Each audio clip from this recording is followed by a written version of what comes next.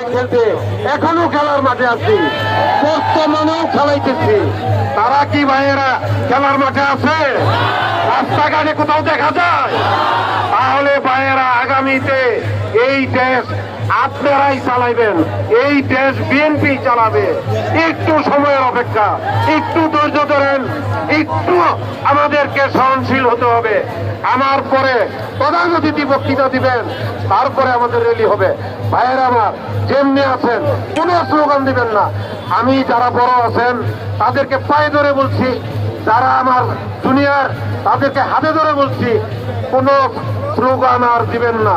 আমি সকলকে আমার এই মহানগরের পক্ষ থেকে, আমার পক্ষ থেকে, আমার সাধারণ সম্পাদকের পক্ষ থেকে, প্রধান অতিথির পক্ষ থেকে আমি আপনাদের আন্তরিক অভিনন্দন, ধন্যবাদ জানিয়ে আমার বক্তব্য এখানে শেষ করছি। বাংলাদেশ জিন্দাবাদ, খালেদা জিয়া জিন্দাবাদ, শহীদ প্রেসিডেন্ট জিয়াউর রহমান অমর হোক, আগামী রাষ্ট্রনায়ক, দেশ নায়ক তারেক রহমান জিন্দাবাদ জিন্দাবাদ। আপনারা সকলকেই ধন্যবাদ।